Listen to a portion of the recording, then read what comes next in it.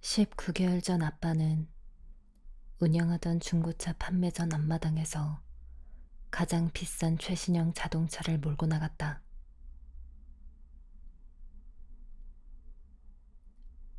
이스트본에서 비치헤드까지 10분가량 차를 몰고 가서 주차장에 세우고 문을 잠그지도 않은 채 절벽 꼭대기로 걸어갔다.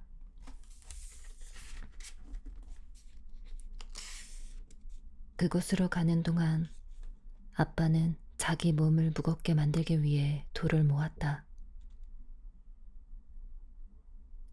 그리고 잠시 뒤 파도가 가장 거셀 때 절벽에서 몸을 던졌다. 7개월 뒤 슬픔을 견디지 못한 엄마는 아빠를 뒤따랐고 충격적일 정도로 똑같은 방식을 택한 엄마의 죽음을 현지 신문에서는 모방 자살이라고 보도했다. 내가 이 모든 사실을 알고 있는 이유는 검시관이 부모님의 행적을 한 단계씩 쫓아가며 설명하는 것을 2차례 다 들었기 때문이다.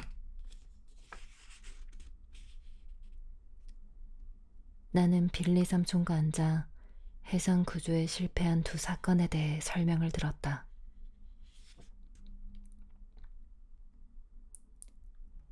설명은 조심스러웠지만 고통스러울 정도로 자세했다.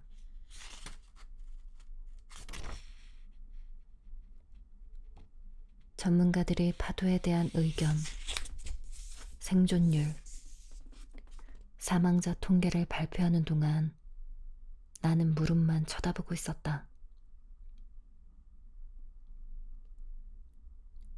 그리고 검시관이 자살이라는 판결을 기록할 때는 눈을 감았다.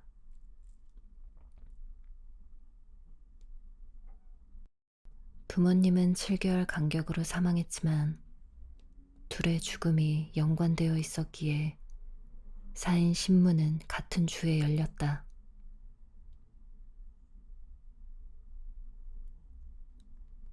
사인 신문이 진행된 이틀 동안 나는 많은 것을 알게 되었으나 정작 중요한 것은 알지 못했다. 부모님은 왜 자살했을까? 자살한 것이 맞는다면 말이다. 사인 신문으로 알게 된 사실에는 논쟁할 여지가 없었다. 부모님이 자살 충동을 느끼지 않았다는 사실만 빼면.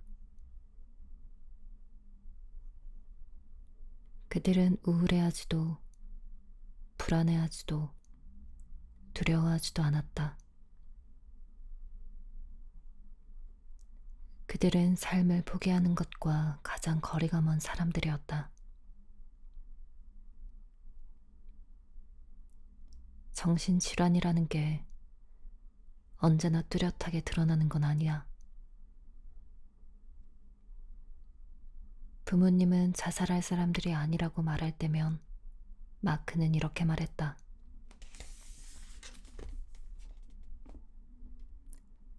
대화가 돌고 돌아 다시 이 지점에 이르렀지만 그의 목소리에서 짜증은 느껴지지 않았다. 정말 유능하고 긍정적인 사람도 우울증을 앓을 수 있어.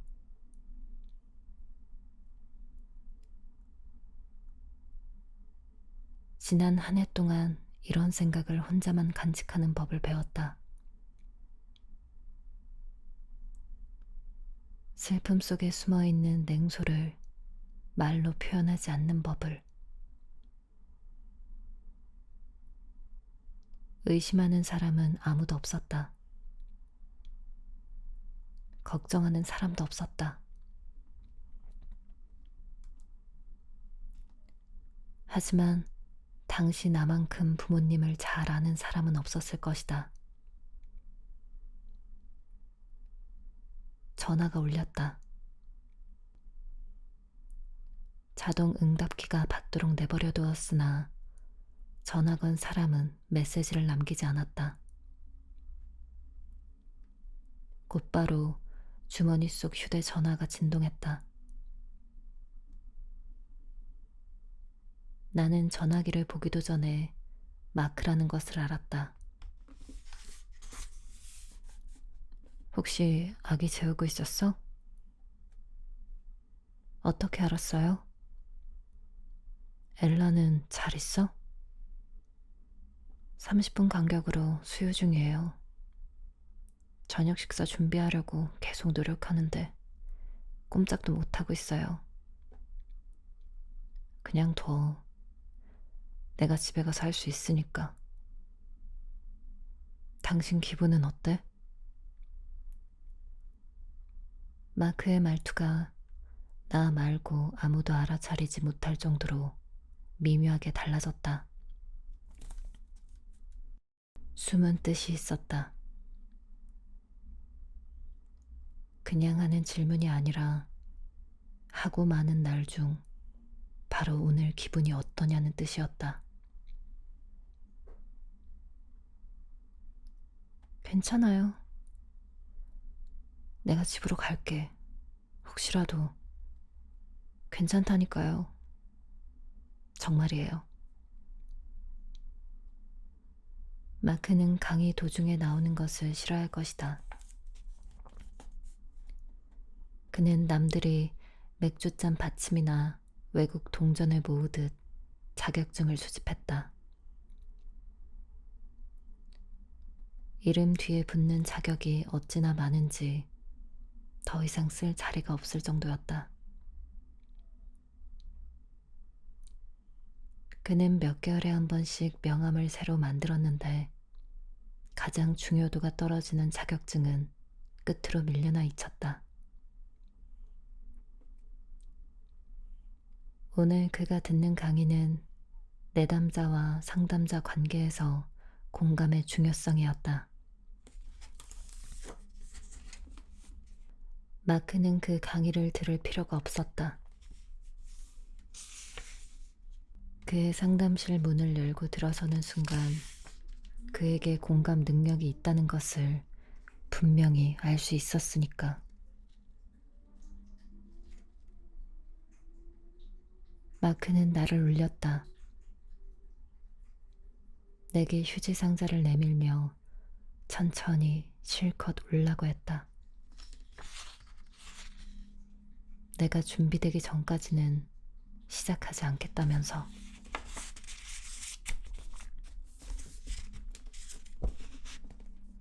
그리고 내가 울음은 그쳤으나 여전히 할 말을 찾지 못하자 부정, 분노, 협상, 우울, 수용으로 이어지는 슬픔의 단계를 설명했다. 나는 첫 번째 단계에서 나아가지 못했다는 것을 깨달았다. 네 번째 상담 시간에 마크는 숨을 깊이 들이마시더니 더 이상 상담을 진행할 수 없다고 했다.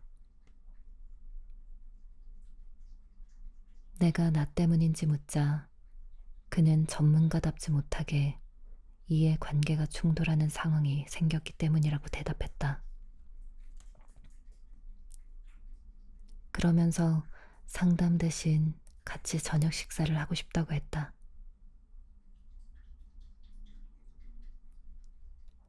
그는 나보다 나이가 많았는데 자신감이 있었고 이제 알게 되었지만 자신감 있는 겉모습 이면에 불안이 맴도는 사람이었다. 나는 망설이지 않았다. 좋아요. 나중에 그는 내담자와 데이트했다는 윤리적인 문제보다 내 상담을 방해한 데 죄책감을 더 느꼈다고 말했다. 나는 전 내담자라고 콕 집어 말했다. 지금도 마크는 그 일로 꺼림칙해 했다. 그때마다 나는 사람은 언제 어디에서 만날지 모른다고 일깨워 주었다. 내 부모님은 런던의 나이트클럽에서 만났고, 마크의 부모님은 막스 앤 스펜서 냉동식품 코너에서 만났다. 그리고 마크와 나는 푸트니에 있는 아파트 7층, 부드러운 양모 덮개가 덮인 가죽 의자가 있고, 문 앞에 상담사 마크 해밍스, 예약 상담만 가능이라고 쓰인 간판이 달린 상담실에서 만났다. 그렇다면 다행이고, 예쁜 엘라에게 키스 전해줘. 그럼 끊을게요. 나는 먼저 전화를 끊었다. 마크는 전화기에 입술을 대고 꾹 누르고 있을 것이다. 생각에 깊이 잠겼을 때 늘 그러듯이. 그는 커피와 인맥 쌓기 또는 상담사 30명이 강의 중간 쉬는 시간에 하는 무언가를 포기하고 밖으로 나와 전화를 걸었을 것이다. 그리고 곧 그들에게 돌아가 불안이나 사발 같은 문제 상황을 설정하고 그에 공감하느라 몇 시간 동안 나를 잊을 것이다.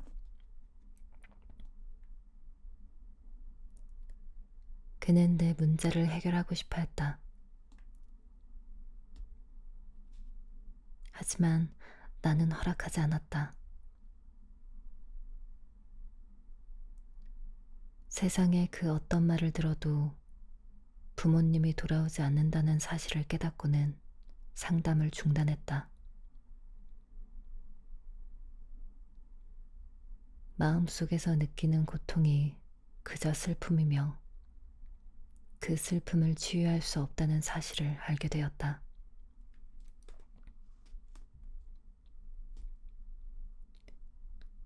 슬픔은 복잡한 감정이었다. 파도처럼 밀려왔다, 밀려갔고, 여러 모습을 지니고 있어서 자세히 파헤치려니 머리가 아팠다. 울지 않고 며칠을 보내다가도 몸이 아프고 숨도 쉬지 못할 정도로 울었다. 빌리 삼촌과 함께 예전에 아빠가 했던 바보 같은 짓을 이야기하며 깔깔대는가 하면 아빠의 이기심에 분노가 차오르기도 했다.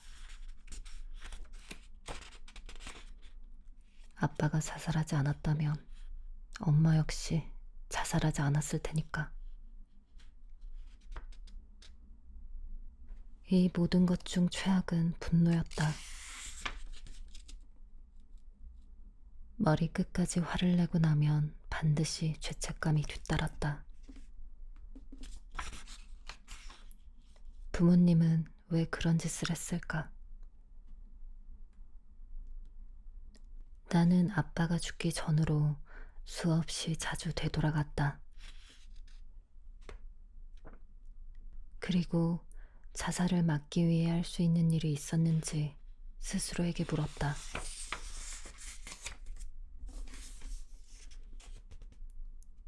네 아빠가 실종됐어. 그 문자 메시지를 받고 장난이라고 생각했다. 부모님과 함께 살았지만 회의 때문에 옥스퍼드에서 하룻밤 잔 뒤에 런던에서 온 동료들과 모닝 커피를 마시며 이야기를 나누고 있었다. 나는 양해를 구하고 자리를 빠져나가 엄마에게 전화를 걸었다.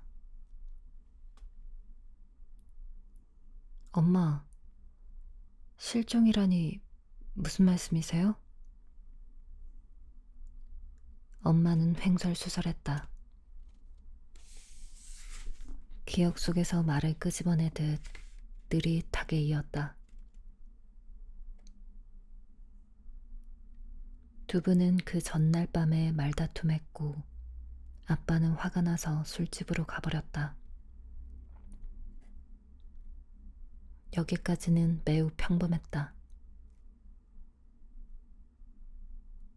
나는 두 분 사이에 오가는 격한 언쟁을 오래 전부터 감내하고 있었다. 싸움은 순식간에 불어닥쳤고 그만큼 빨리 지나갔다. 다만 이번에는 아빠가 집으로 돌아오지 않았다. 빌리 집에서 잔 줄 알았는데 지금 출근해서 물어보니 빌리는 네 아빠를 못 봤대, 나. 난 지금 정신이 하나도 없구나. 그 길로 회의장을 떠났다. 아빠보다 엄마가 걱정되었기 때문이다. 부모님은 싸움의 원인을 숨기려고 조심했지만 그 여파를 한두 번 목격한 것이 아니었다. 아빠는 사무실이나 골프장이나 술집으로 사라졌다. 엄마는 집에서 숨죽인 채 울지 않은 척했다. 집에 도착했을 무렵 상황은 모두 끝나 있었다. 주방에는 모자를 손에 든 경찰이 있었다. 엄마가 심하게 몸을 떨어서 경찰이 구급대원을 불러 쇼크 상태의 엄마를 치료하고 있었다.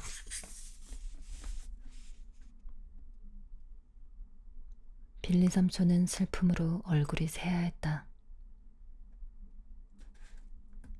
엄마의 대녀 로라는 차를 끓였지만 우유 넣는 것을 잊었고 우리 중 누구도 그 사실을 알아차리지 못했다. 나는 아빠가 보낸 문자 메시지를 읽었다.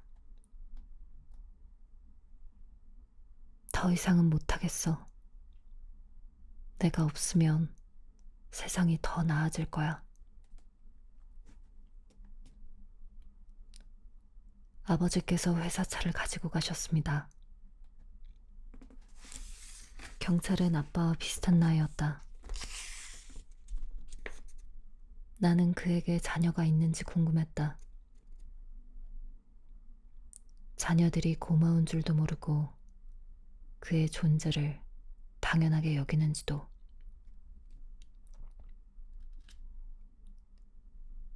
카메라를 확인해 보니 어젯밤 늦은 시각에 그 차가 피치헤드로 향했고요. 엄마는 울음을 억누르려 애쓰며 흐느꼈다. 로라가 엄마에게 다가가 위로하는 것을 보았지만 나는 그럴 수 없었다. 꼼짝도 할 수 없었다. 아무것도 듣고 싶지 않았지만 억지로 들을 수밖에 없었다.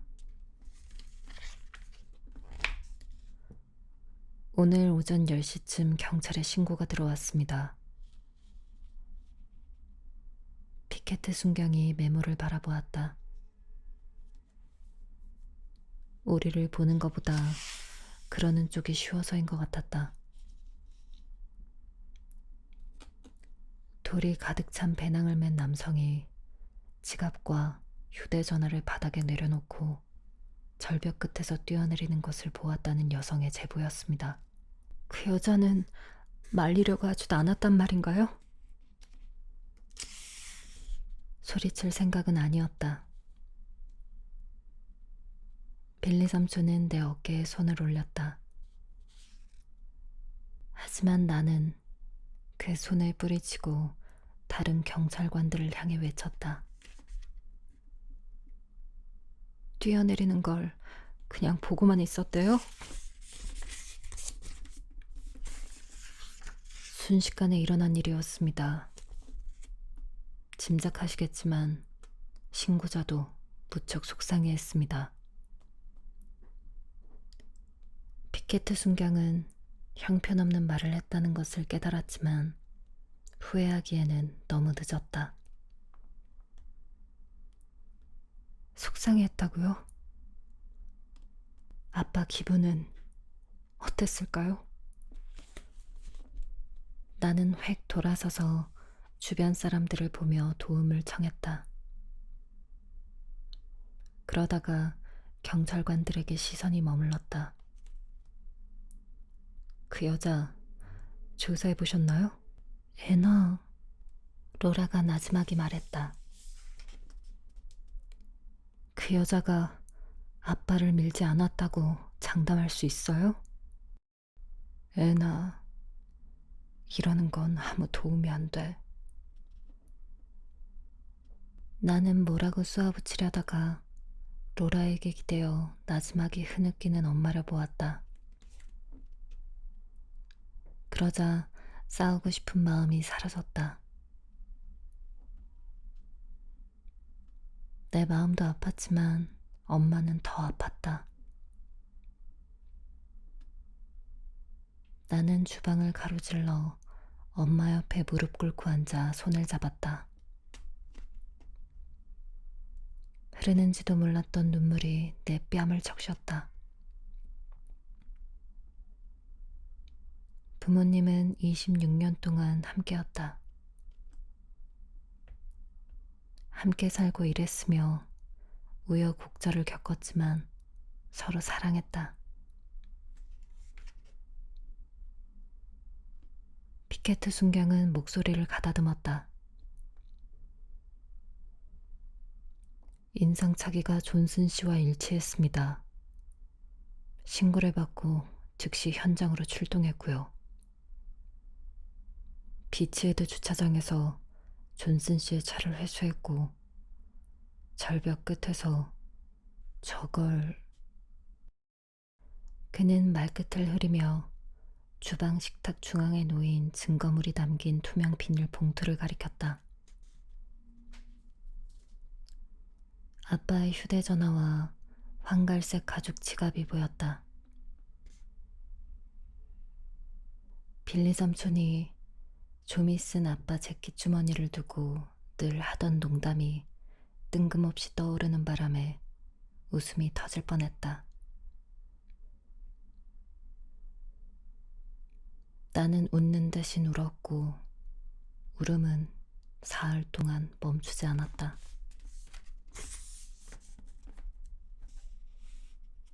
아빠는 우울증이나 불안증을 앓지 않았다. 설령 그랬다고 해도 말씀하셨겠어? 로라가 말했다.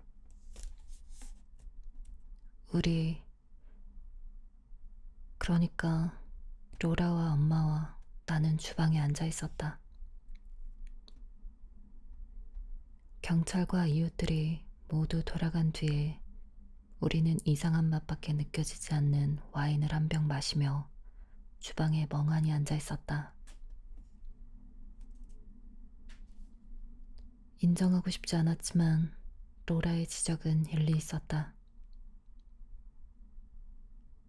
아빠는 동성애자들이나 감정을 이야기한다고 굳게 믿는 수많은 남자 중 하나였으니까.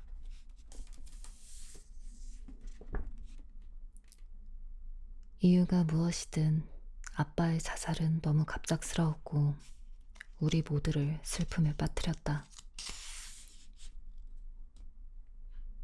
마크도 그랬지만 그의 후임으로 찾아간 상담사도 내가 아빠의 죽음 때문에 느끼는 분노를 계속 생각하고 말하도록 했다. 나는 검시관이 말한 5단어에 사로잡혀 있었다. 심신상실 상태였던 것 같습니다.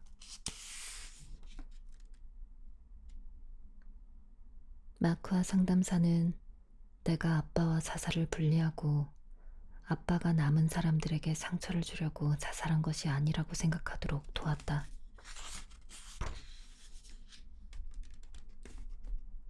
아빠의 마지막 문자 메시지로 판단하건대 아빠는 자기가 없으면 우리가 더 행복할 것이라고 진심으로 믿고 있다고. 진실이 아닌 것은 하나도 없다고.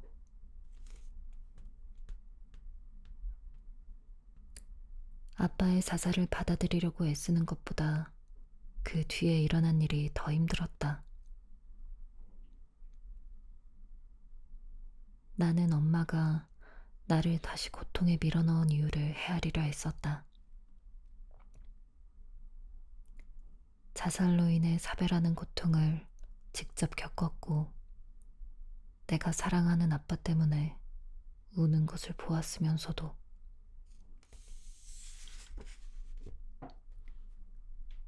유리컵 속에 말벌이 갇힌 것처럼 귀에서 피가 윙윙 대는 소리가 났다. 나는 주방으로 가서 물 한 잔을 단숨에 마신 다음 화강암 조리대에 손을 올리고 싱크대에 기댔다.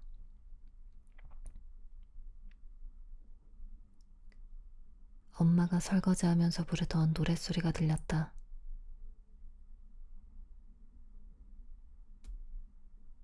이따금 아빠에게 자기 접시는 직접 치우라고 잔소리하던 것도 들렸다. 내가 엄마의 묵직한 도자기 그릇에 서툰 솜씨로 케이크를 만들 때면 밀가루가 구름처럼 피어올랐다. 그때마다 엄마는 내 손을 쥔 뒤 비스킷 모양을 잡고 페이스트리를 만들었다. 훗날 내가 다시 집에 들어와 살게 되었을 때는 엄마와 교대로 저녁 식사를 준비했는데, 한 사람의 식사를 준비하는 동안 다른 한 사람은 아가 오븐 레인지에 기대 있었다. 아빠는 서재에 있거나 거실에서 텔레비전을 보았다. 우리 여자들은 마지못해서가 아니라 일부러 주방에 있었다. 요리하면서 수다를 떨려고.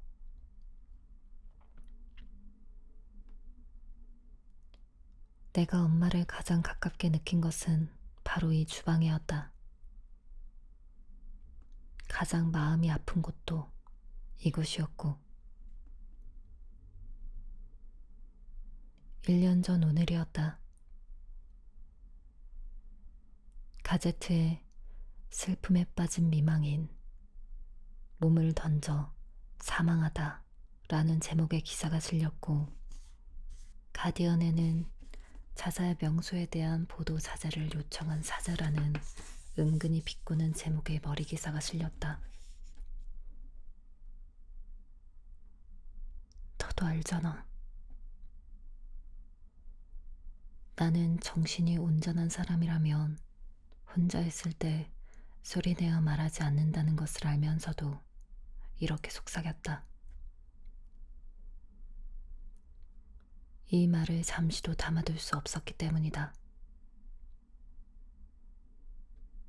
네가 얼마나 마음 아팠는지 알잖아. 지금도 그렇고. 마크 말대로 오늘 다른 계획을 세웠어야 했다. 다른 집중할 거리가 필요했다.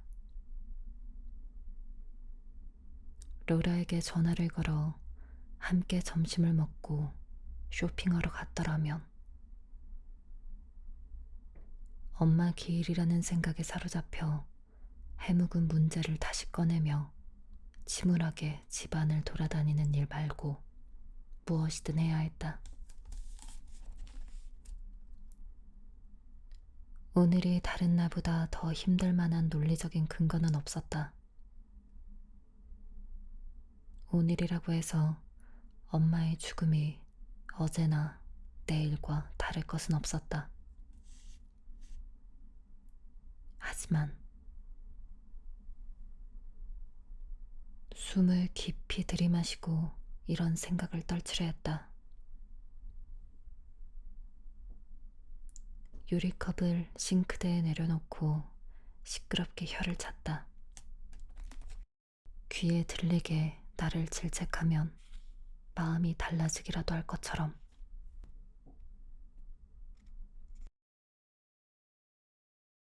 깍 소리가 들렸다. 엘라가 잠에서 깼다는 뜻이었다.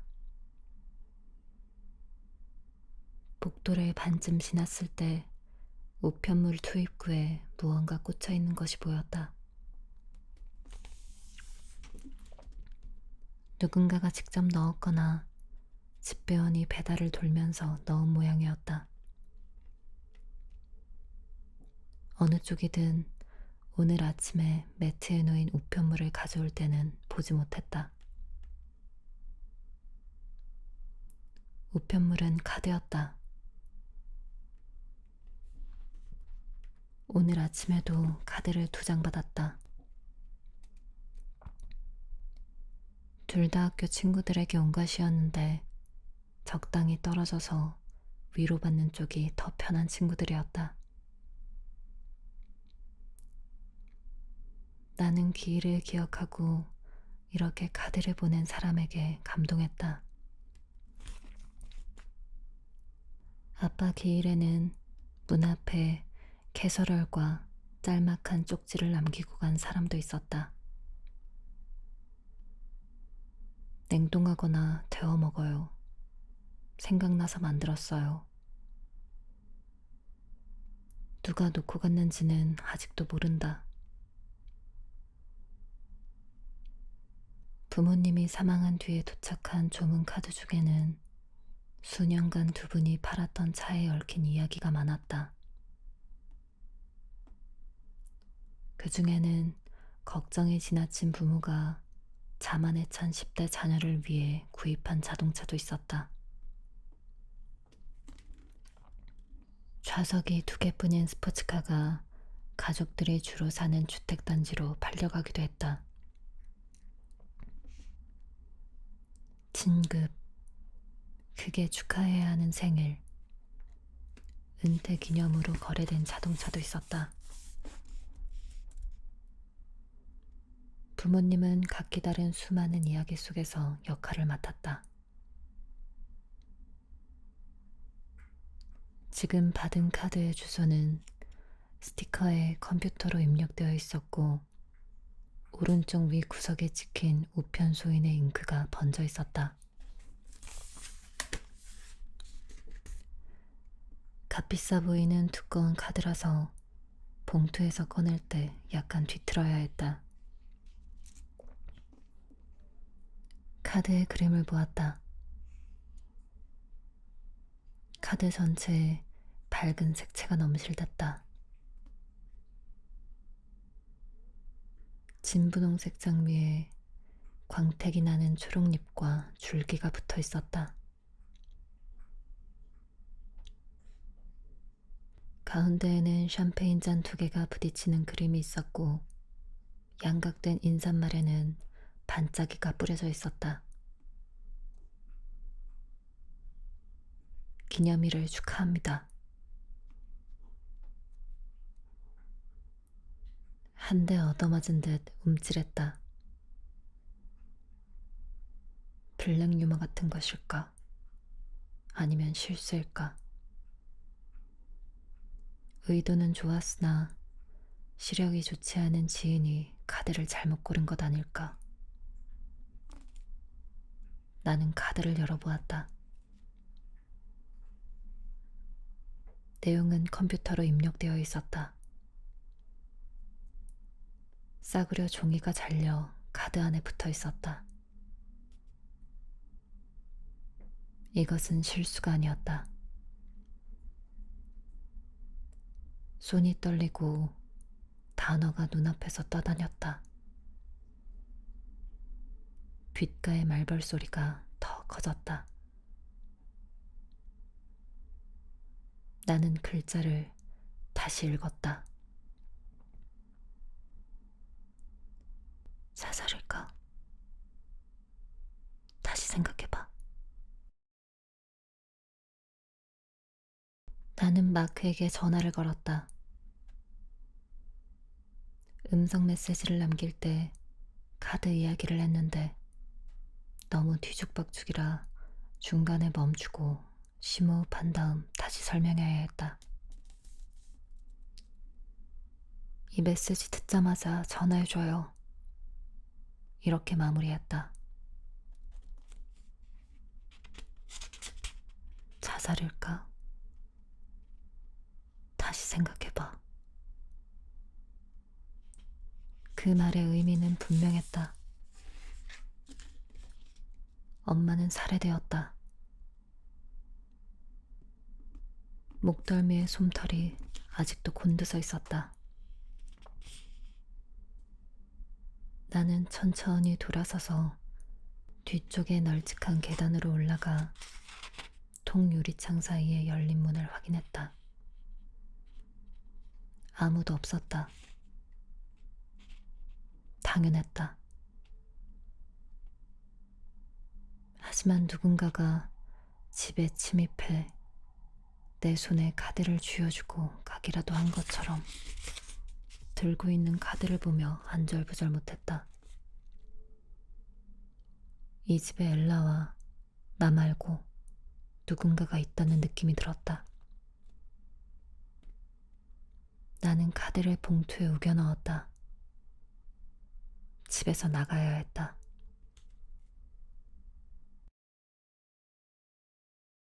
나는 알고 있었다. 늘 그랬다. 엄마는 의지가 강했다. 나는 항상 그 의지의 10분의 1만 있어도 좋겠다고 생각했고, 지금도 엄마의 자신감이 부럽다. 엄마는 포기하는 법이 없었다. 그러니 삶을 포기하지 않았을 것이다. 누군가가 내 부모님을 살해했다.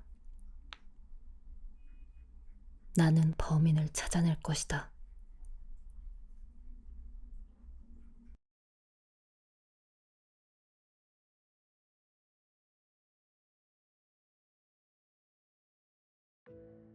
(19개월) 전 아빠는 운영하던 중고차 판매전 앞마당에서 가장 비싼 최신형 자동차를 몰고 나갔다.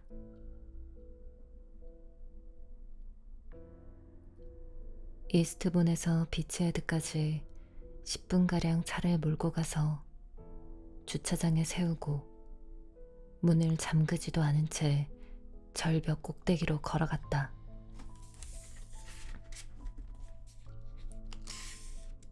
그곳으로 가는 동안 아빠는 자기 몸을 무겁게 만들기 위해 돌을 모았다. 그리고 잠시 뒤 파도가 가장 거셀 때 절벽에서 몸을 던졌다. 7개월 뒤 슬픔을 견디지 못한 엄마는 아빠를 뒤따랐고, 충격적일 정도로 똑같은 방식을 택한 엄마의 죽음을 현지 신문에서는 모방 자살이라고 보도했다. 내가 이 모든 사실을 알고 있는 이유는 검시관이 부모님의 행적을 한 단계씩 쫓아가며 설명하는 것을 2차례 다 들었기 때문이다. 나는 빌리 삼촌과 앉아 해상 구조에 실패한 2 사건에 대해 설명을 들었다.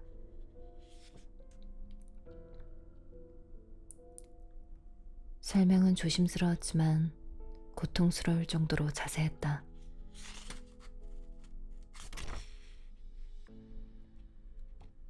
전문가들이 파도에 대한 의견, 생존율, 사망자 통계를 발표하는 동안 나는 무릎만 쳐다보고 있었다. 그리고 검시관이 자살이라는 판결을 기록할 때는 눈을 감았다.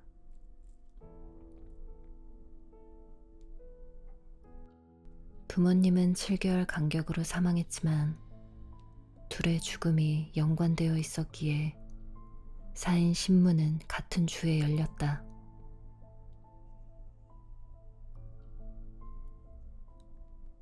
사인 신문이 진행된 이틀 동안 나는 많은 것을 알게 되었으나 정작 중요한 것은 알지 못했다. 부모님은 왜 자살했을까? 자살한 것이 맞는다면 말이다. 사인 신문으로 알게 된 사실에는 논쟁할 여지가 없었다. 부모님이 자살 충동을 느끼지 않았다는 사실만 빼면. 그들은 우울해하지도 불안해하지도 두려워하지도 않았다. 그들은 삶을 포기하는 것과 가장 거리가 먼 사람들이었다. 정신질환이라는 게 언제나 뚜렷하게 드러나는 건 아니야. 부모님은 자살할 사람들이 아니라고 말할 때면 마크는 이렇게 말했다.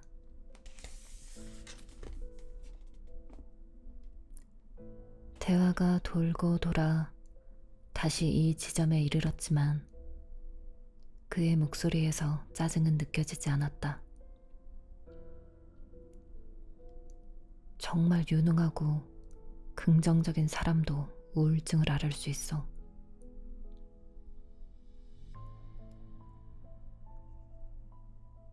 지난 한 해 동안 이런 생각을 혼자만 간직하는 법을 배웠다. 슬픔 속에 숨어있는 냉소를 말로 표현하지 않는 법을. 의심하는 사람은 아무도 없었다. 걱정하는 사람도 없었다. 하지만 당시 나만큼 부모님을 잘 아는 사람은 없었을 것이다. 전화가 울렸다. 자동 응답키가 받도록 내버려 두었으나 전화 건 사람은 메시지를 남기지 않았다. 곧바로 주머니 속 휴대전화가 진동했다. 나는 전화기를 보기도 전에 마크라는 것을 알았다.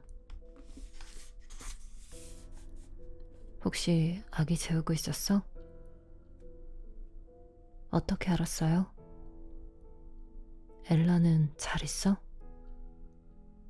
30분 간격으로 수유 중이에요. 저녁 식사 준비하려고 계속 노력하는데 꼼짝도 못하고 있어요.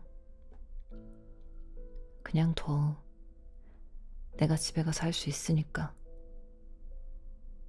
당신 기분은 어때?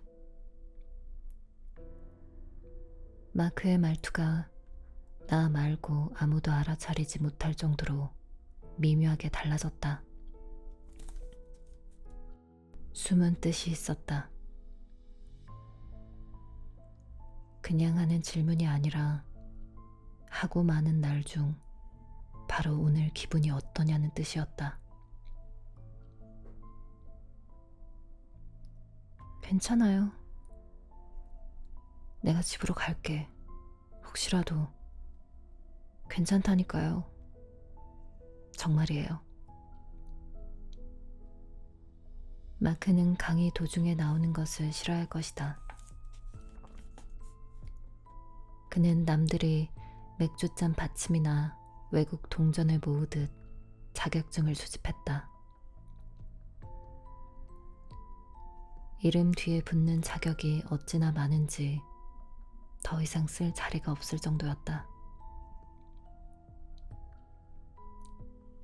그는 몇 개월에 한 번씩 명함을 새로 만들었는데 가장 중요도가 떨어지는 자격증은 끝으로 밀려나 있었다.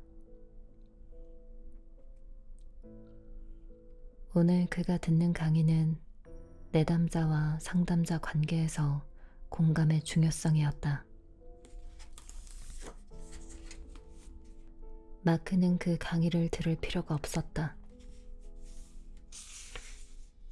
그의 상담실 문을 열고 들어서는 순간 그에게 공감 능력이 있다는 것을 분명히 알 수 있었으니까.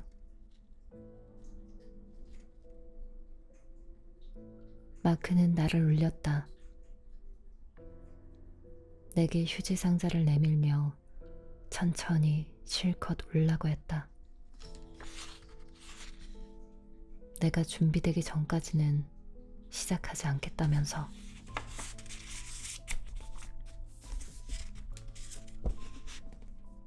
그리고 내가 울음은 그쳤으나 여전히 할 말을 찾지 못하자 부정, 분노, 협상, 우울, 수용으로 이어지는 슬픔의 단계를 설명했다. 나는 첫 번째 단계에서 나아가지 못했다는 것을 깨달았다. 네 번째 상담 시간에 마크는 숨을 깊이 들이마시더니 더 이상 상담을 진행할 수 없다고 했다. 내가 나 때문인지 묻자 그는 전문가답지 못하게 이해 관계가 충돌하는 상황이 생겼기 때문이라고 대답했다. 그러면서 상담 대신 같이 저녁 식사를 하고 싶다고 했다.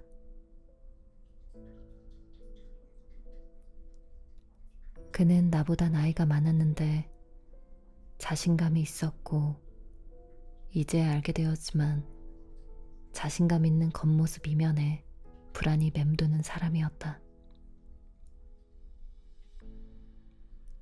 나는 망설이지 않았다. 좋아요. 나중에 그는 내담자와 데이트했다는 윤리적인 문제보다 내 상담을 방해한 데 죄책감을 더 느꼈다고 말했다. 나는 전 내담자라고 콕 집어 말했다. 지금도 마크는 그 일로 꺼림직해했다. 그때마다 나는 사람은 언제 어디에서 만날지 모른다고 일깨워주었다. 내 부모님은 런던의 나이트클럽에서 만났고 마크의 부모님은 막스 앤 스펜서 냉동식품 코너에서 만났다. 그리고 마크와 나는 푸트니에 있는 아파트 7층, 부드러운 양모 덮개가 덮인 가죽 의자가 있고 문 앞에 상담사 마크 해밍스, 예약 상담만 가능이라고 쓰인 간판이 달린 상담실에서 만났다. 그렇다면 다행이고 예쁜 엘라에게 키스 전해줘. 그럼 끊을게요. 나는 먼저 전화를 끊었다. 마크는 전화기에 입술을 대고 꾹 누르고 있을 것이다. 생각에 깊이 잠겼을 때 늘 그러듯이. 그는 커피와 인맥 쌓기 또는 상담사 30명이 강의 중간 쉬는 시간에 하는 무언가를 포기하고 밖으로 나와 전화를 걸었을 것이다. 그리고 곧 그들에게 돌아가 불안이나 사발 같은 문제 상황을 설정하고 그에 공감하느라 몇 시간 동안 나를 잊을 것이다. 그는 내 문제를 해결하고 싶어 했다. 하지만 나는 허락하지 않았다. 세상에 그 어떤 말을 들어도 부모님이 돌아오지 않는다는 사실을 깨닫고는 상담을 중단했다. 마음속에서 느끼는 고통이 그저 슬픔이며 그 슬픔을 치유할 수 없다는 사실을 알게 되었다.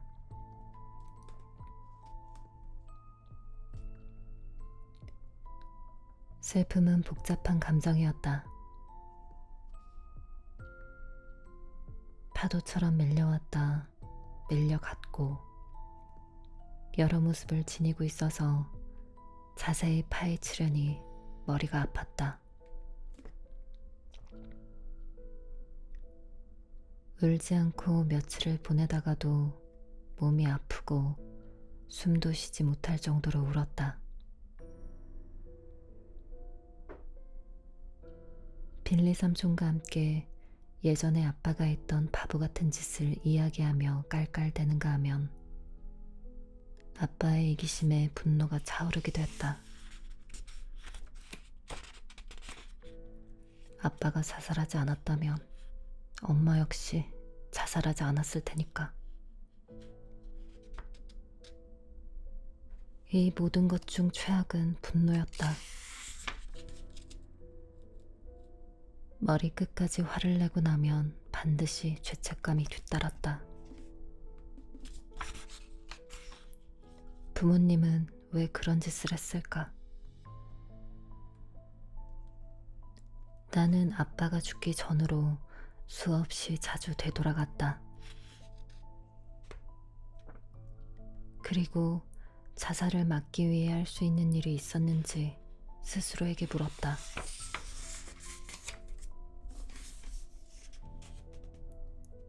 네 아빠가 실종됐어. 그 문자 메시지를 받고 장난이라고 생각했다.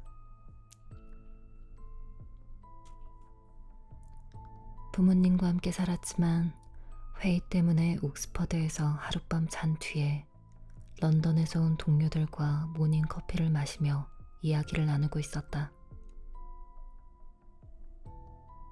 나는 양해를 구하고 자리를 빠져나가 엄마에게 전화를 걸었다.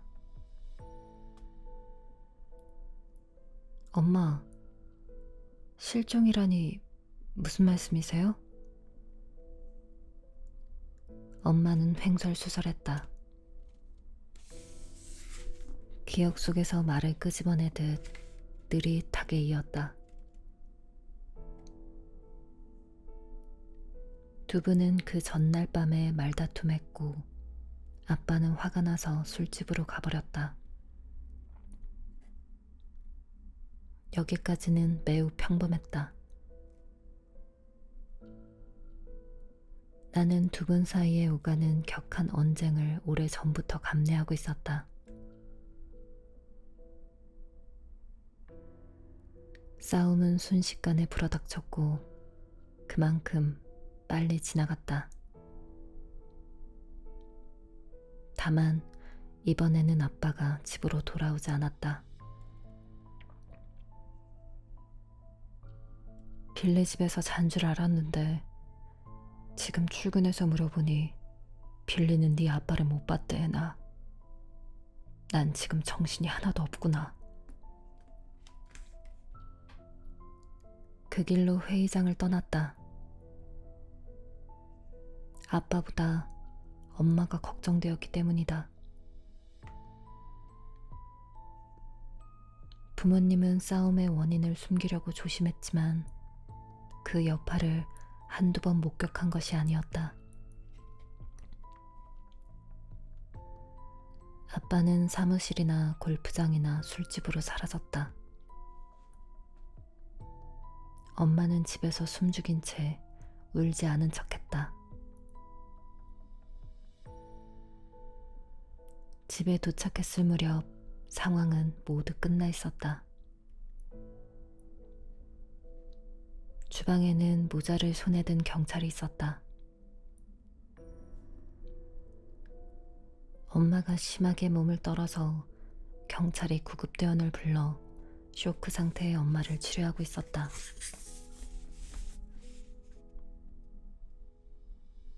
빌리 삼촌은 슬픔으로 얼굴이 새하였다. 엄마의 대녀 로라는 차를 끓였지만 우유 넣는 것을 잊었고 우리 중 누구도 그 사실을 알아차리지 못했다. 나는 아빠가 보낸 문자 메시지를 읽었다. 더 이상은 못하겠어. 내가 없으면 세상이 더 나아질 거야. 아버지께서 회사차를 가지고 가셨습니다. 경찰은 아빠와 비슷한 나이였다. 나는 그에게 자녀가 있는지 궁금했다. 자녀들이 고마운 줄도 모르고 그의 존재를 당연하게 여기는지도.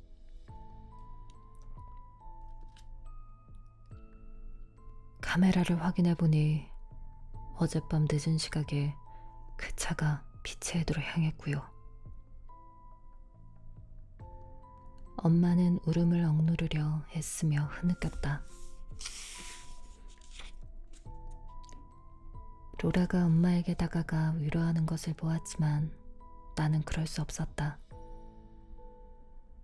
꼼짝도 할 수 없었다. 아무것도 듣고 싶지 않았지만 억지로 들을 수밖에 없었다. 오늘 오전 10시쯤 경찰에 신고가 들어왔습니다. 피케트 순경이 메모를 바라보았다. 우리를 보는 것보다 그러는 쪽이 쉬워서인 것 같았다. 돌이 가득 찬 배낭을 맨 남성이 지갑과 휴대전화를 바닥에 내려놓고 절벽 끝에서 뛰어내리는 것을 보았다는 여성의 제보였습니다. 그 여자는 말리려고 하지도 않았단 말인가요? 소리칠 생각은 아니었다. 빌리 삼촌은 내 어깨에 손을 올렸다.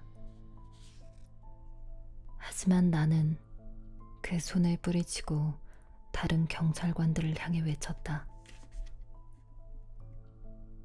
뛰어내리는 걸 그냥 보고만 있었대요? 순식간에 일어난 일이었습니다. 짐작하시겠지만 신고자도 무척 속상해했습니다. 피케트 순경은 형편없는 말을 했다는 것을 깨달았지만 후회하기에는 너무 늦었다. 속상해했다고요? 아빠 기분은 어땠을까요?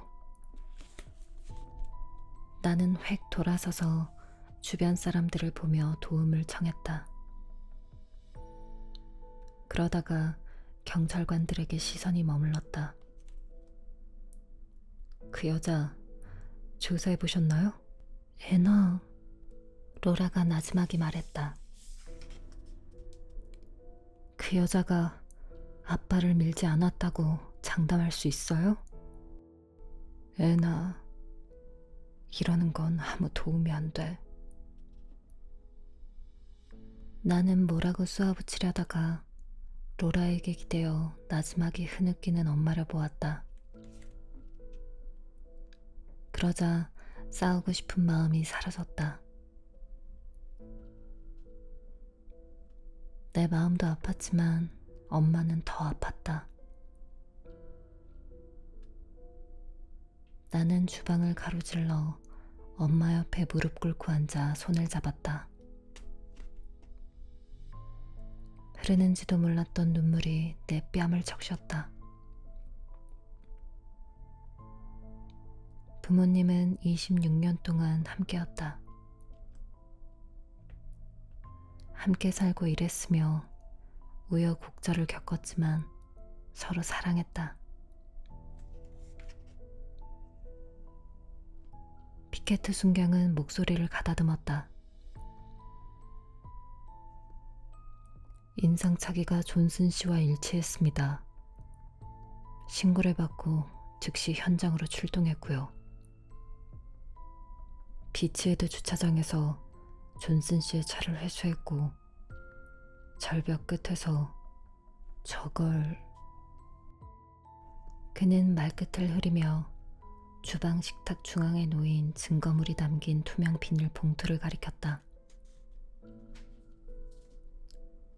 아빠의 휴대전화와 황갈색 가죽 지갑이 보였다.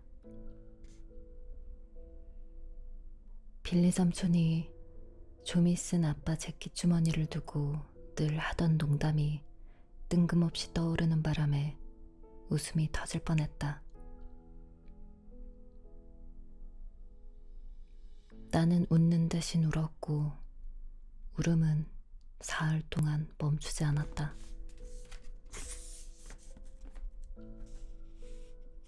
아빠는 우울증이나 불안증을 앓지 않았다. 설령 그랬다고 해도 말씀하셨겠어? 로라가 말했다.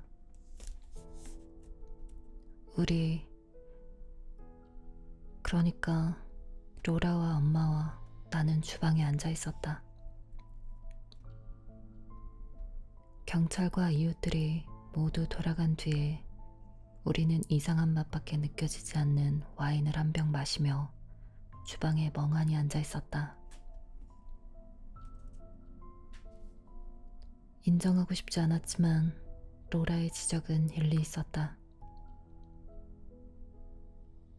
아빠는 동성애자들이나 감정을 이야기한다고 굳게 믿는 수많은 남자 중 하나였으니까.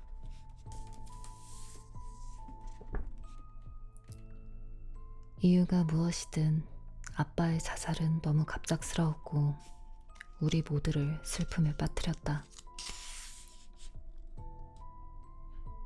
마크도 그랬지만 그의 후임으로 찾아간 상담사도 내가 아빠의 죽음 때문에 느끼는 분노를 계속 생각하고 말하도록 했다.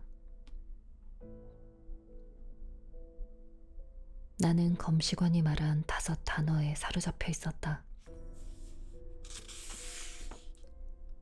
심신상실 상태였던 것 같습니다. 마크와 상담사는 내가 아빠와 자살을 분리하고 아빠가 남은 사람들에게 상처를 주려고 자살한 것이 아니라고 생각하도록 도왔다.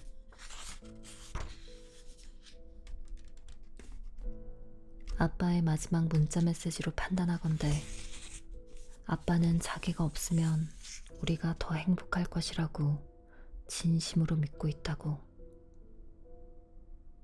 진실이 아닌 것은 하나도 없다고.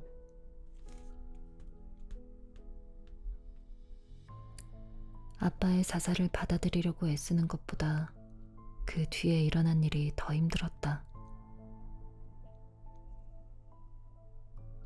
나는 엄마가 나를 다시 고통에 밀어넣은 이유를 헤아리려 했었다.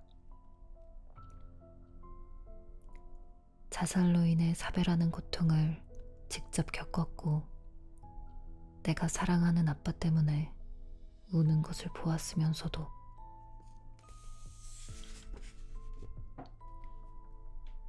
유리컵 속에 말벌이 갇힌 것처럼 귀에서 피가 윙윙 대는 소리가 났다. 나는 주방으로 가서 물 한 잔을 단숨에 마신 다음 화강암 조리대에 손을 올리고 싱크대에 기댔다.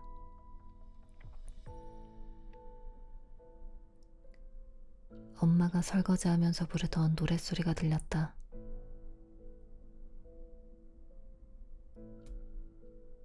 이따금 아빠에게 자기 접시는 직접 치우라고 잔소리하던 것도 들렸다.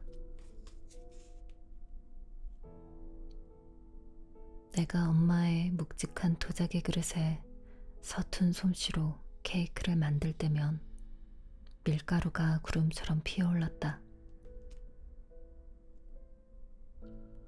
그때마다 엄마는 내 손을 쥔 뒤 비스킷 모양을 잡고 페이스트리를 만들었다. 훗날 내가 다시 집에 들어와 살게 되었을 때는 엄마와 교대로 저녁 식사를 준비했는데 한 사람의 식사를 준비하는 동안 다른 한 사람은 아가 오븐 레인지에 기대 있었다. 아빠는 서재에 있거나 거실에서 텔레비전을 보았다. 우리 여자들은 마지못해서가 아니라 일부러 주방에 있었다. 요리하면서 수다를 떨려고.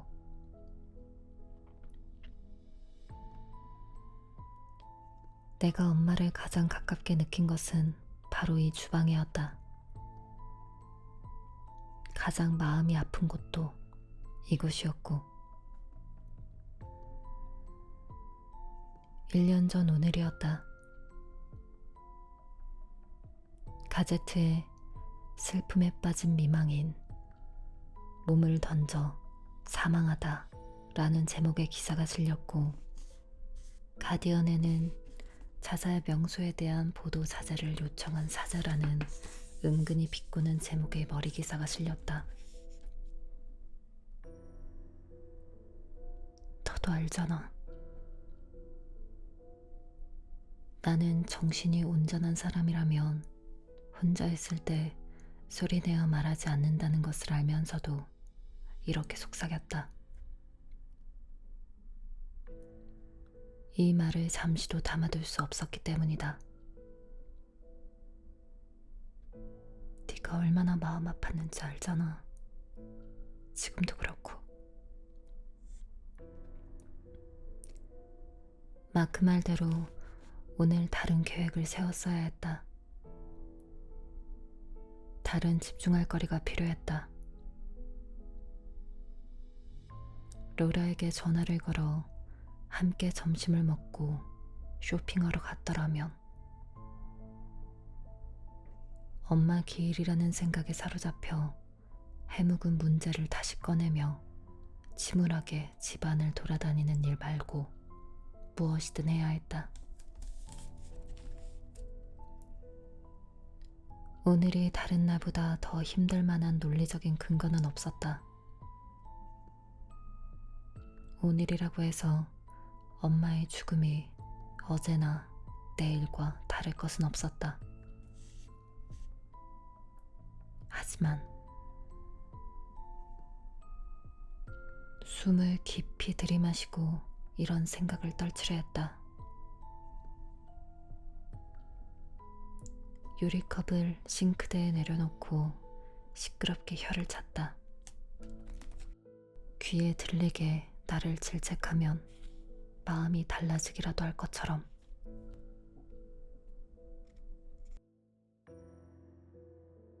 깍 소리가 들렸다. 엘라가 잠에서 깼다는 뜻이었다. 복도를 반쯤 지났을 때 우편물 투입구에 무언가 꽂혀 있는 것이 보였다. 누군가가 직접 넣었거나 집배원이 배달을 돌면서 넣은 모양이었다. 어느 쪽이든 오늘 아침에 매트에 놓인 우편물을 가져올 때는 보지 못했다. 우편물은 카드였다. 오늘 아침에도 카드를 2장 받았다. 둘 다 학교 친구들에게 온 것이었는데 적당히 떨어져서 위로받는 쪽이 더 편한 친구들이었다. 나는 기일을 기억하고 이렇게 카드를 보낸 사람에게 감동했다. 아빠 기일에는 문 앞에 캐서럴과 짤막한 쪽지를 남기고 간 사람도 있었다. 냉동하거나 데워 먹어요. 생각나서 만들었어요. 누가 놓고 갔는지는 아직도 모른다.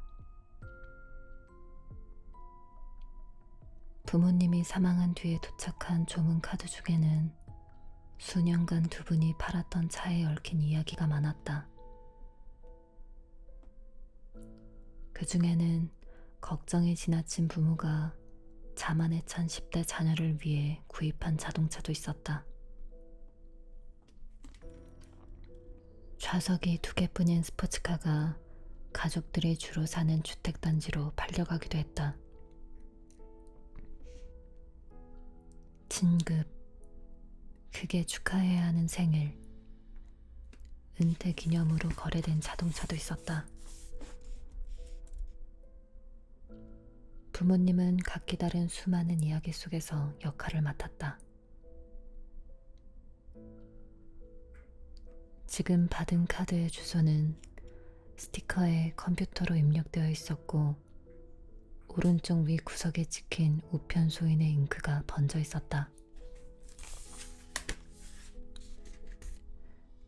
값비싸 보이는 두꺼운 카드라서 봉투에서 꺼낼 때 약간 뒤틀어야 했다. 카드의 그림을 보았다. 카드 전체에 밝은 색채가 넘실댔다. 진분홍색 장미에 광택이 나는 초록잎과 줄기가 붙어 있었다. 가운데에는 샴페인 잔 2개가 부딪히는 그림이 있었고, 양각된 인사말에는 반짝이가 뿌려져 있었다. 기념일을 축하합니다. 한 대 얻어맞은 듯 움찔했다. 블랙 유머 같은 것일까? 아니면 실수일까? 의도는 좋았으나 시력이 좋지 않은 지인이 카드를 잘못 고른 것 아닐까? 나는 카드를 열어보았다. 내용은 컴퓨터로 입력되어 있었다. 싸구려 종이가 잘려 카드 안에 붙어 있었다. 이것은 실수가 아니었다. 손이 떨리고 단어가 눈앞에서 떠다녔다. 귓가의 말벌 소리가 더 커졌다. 나는 글자를 다시 읽었다. 사살일까? 다시 생각해봐. 나는 마크에게 전화를 걸었다. 음성 메시지를 남길 때 카드 이야기를 했는데 너무 뒤죽박죽이라 중간에 멈추고 심호흡한 다음 다시 설명해야 했다. 이 메시지 듣자마자 전화해줘요. 이렇게 마무리했다. 자살일까? 다시 생각해봐. 그 말의 의미는 분명했다. 엄마는 살해되었다. 목덜미의 솜털이 아직도 곤두서 있었다. 나는 천천히 돌아서서 뒤쪽의 널찍한 계단으로 올라가 통유리창 사이에 열린 문을 확인했다. 아무도 없었다. 당연했다. 하지만 누군가가 집에 침입해 내 손에 카드를 쥐어주고 가기라도 한 것처럼 들고 있는 카드를 보며 안절부절 못했다. 이 집에 엘라와 나 말고 누군가가 있다는 느낌이 들었다. 나는 카드를 봉투에 우겨 넣었다. 집에서 나가야 했다.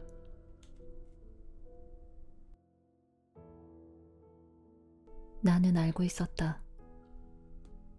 늘 그랬다. 엄마는 의지가 강했다. 나는 항상 그 의지의 10분의 1만 있어도 좋겠다고 생각했고, 지금도 엄마의 자신감이 부럽다. 엄마는 포기하는 법이 없었다. 그러니 삶을 포기하지 않았을 것이다. 누군가가 내 부모님을 살해했다. 나는 범인을 찾아낼 것이다.